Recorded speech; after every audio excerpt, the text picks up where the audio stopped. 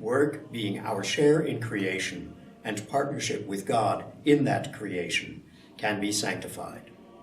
All labor is equal in glory, honor, and importance, and the work of a brother should bear these qualities. That all work is of equal value to God, and goodness, that's been a challenge for me. It's been a real challenge for me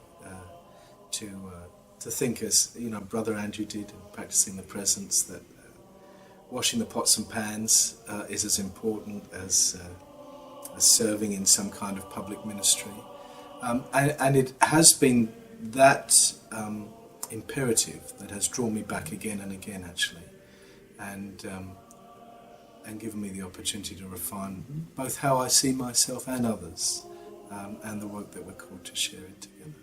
I am the most junior voluntary firefighter in our brigade, and I aim to stay there at the bottom for as long as possible. It's a great opportunity to just be with a group of people, and I've learned from them. One of the things I've learned from them is the absolute need for trust.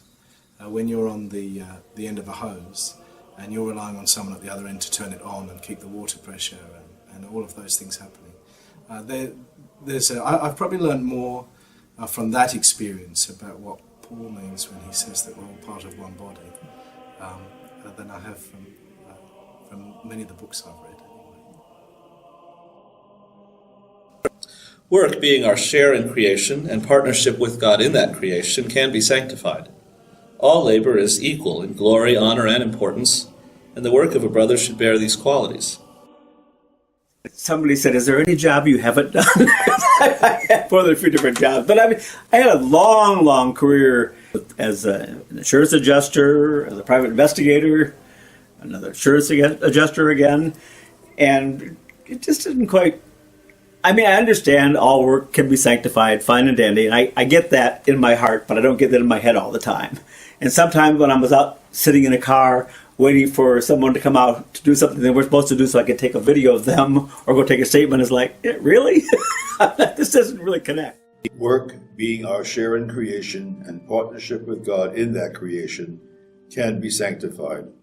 All labor is equal in glory, honor, and importance, and the work of a brother should bear these qualities. What I considered my secular experience, which had been in my first career, 22 years in the box office and ticket sales of the theater industry, which gave me, I guess, some financial interest and background, and that and my vocation to the community, an interest in the mechanics of the church, if you will. And so what I did for the presiding bishop's staff in World Mission, I always thought of as joining those two pieces of experience, vocational extensions, if you will, into one ministry. And as I gradually met other brothers, it was sort of clear that it wasn't unique to the 3 or 4 people in New England or unique to the people in my parish. It was sort of a part of the fabric of the community, that this was what we stood for, that the community was about active ministry, it was about apostolic ministry, it was about being authentic, the authenticity of who you are, your relationships to the church, your desire to serve, your desire to become part of the active ministry of the church was really a part of the fabric of who we are. Keeping in mind that all talents are gifts of the Holy Spirit, the work of all brothers must be to the greater glory of God. Work is an oblation to God, as is service to our fellow man. We must therefore give the best that we can offer. We're all given gifts, and we don't always understand what that means. For years with my clientele, I'm a hairdresser, and I realized that every time a client comes in and sits in my chair, the first thing I do is put my hands on their shoulders and say, "How are you?" And then we begin to talk, and then I begin to do the work, and they always leave me feeling really better because they feel good about themselves when I finish with them. And it dawned on me that I sort of have been doing a form of laying on of hands for years, but I did not equate the two until I became part of the Brotherhood. And I realized I work in a very wealthy area, and I never envisioned a ministry to the rich. And I then opened my heart up to realize that they also have issues and problems. That you think they have so much money, they're got to be incredibly happy. So many times they're not. They're very unhappy. And I didn't see that until I became a brother, and I realized this is part of what I'm called to. And make these people feel better and lay your hands on them. Often I have a prayer box on my station, and they avail themselves of prayer. And I take that home and I pray on whatever they've asked me to pray for. Again, a ministry that I did not see coming. And that all came after I became a brother. So it's been a beautiful path. And more to come. When I started realizing that I was looking for something else, for another level of ministry that would be a good integration of myself as an engineer, as a scientist, as a Christian, as a servant, and between all those players involved, Eldridge challenged me to narrow it down to a set of like 4 or 5 things, to throw all the windows open, and if I could imagine anything I'd ever want to become, regardless of how crazy it might seem, to pick a small list and then to sort of narrow it down. And that's kind of how that all came to fruition. And on the list was therapist, priest, doctor, helicopter pilot, and gradually we narrowed it down. But it was very much the sense of I'd become comfortable where I am, but I wasn't really integrating all of the aspects of my life and using all the talents in a way that was well applied. I consider my work as a social worker to be very much ministry. But my spiritual life is kind of off to the side. While it informs what I do, and it's very important, I have a desire to be more open about my spirituality. And so being a chaplain will provide that opportunity. It is, again, living into our rule and our vows as a chaplain. I mean, it's been obvious in my case for almost my entire time in the Brotherhood that my work and my apostolate are practically identical. One is an expression of the other in a very direct way. Keeping in mind that all talents are gifts of the Holy Spirit, the work of all brothers must be to the greater glory of God. Work is an oblation to God as a service to our fellow man. We must therefore give the best that we can offer. The work that I do with the Scola and the liturgy planning and the playing and things like that are really as much for my benefit as they are for the communities, and I don't mean that in a selfish way, but what I mean is I get joy out of that, and it feeds me. Working with brothers and seeing what they appreciate, or sometimes what they don't appreciate, is really the high point for me.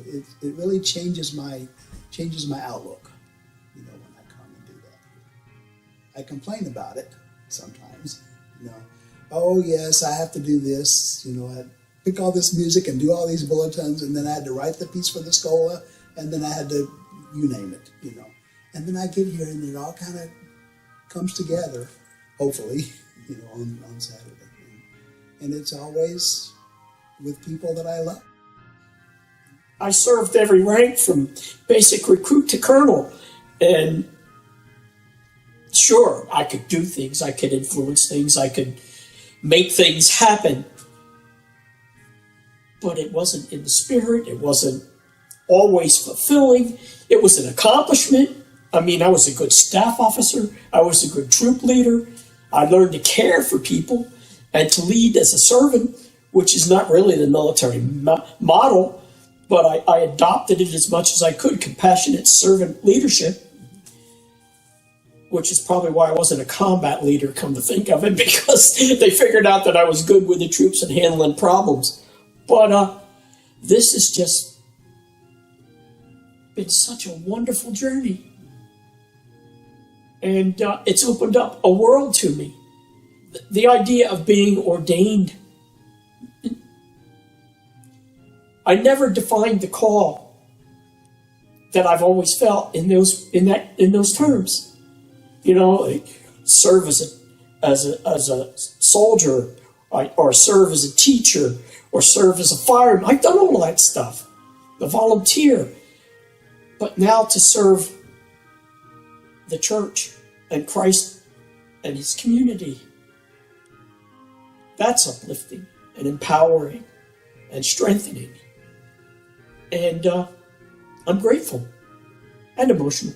The sanctity of work, of life, is proclaiming that holy presence in me, in the moment, in this community. So that's the key. God calls us to heal that we might be healed, to love that we might be loved. Christ calls us to witness in our service and example, but he also calls us to see his presence in others.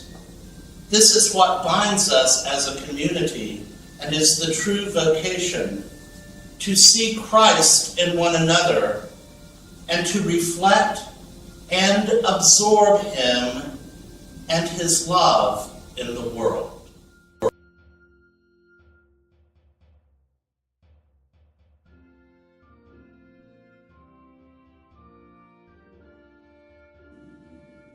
One of the memories I always will carry with me about the Brotherhood is the most characteristic sound is laughter. It's been a joy. It's been a challenge. I think that it's helped me to grow tremendously. And I hope that it's enabled me to share any growth I have with others. All of these folk coming in as strangers have become incredibly good friends. And who I am, if someone asked me now, I would say I'm a child of God in the form of a Gregorian friar. They have shaped me and formed me in this way of following Jesus. And it is who I am.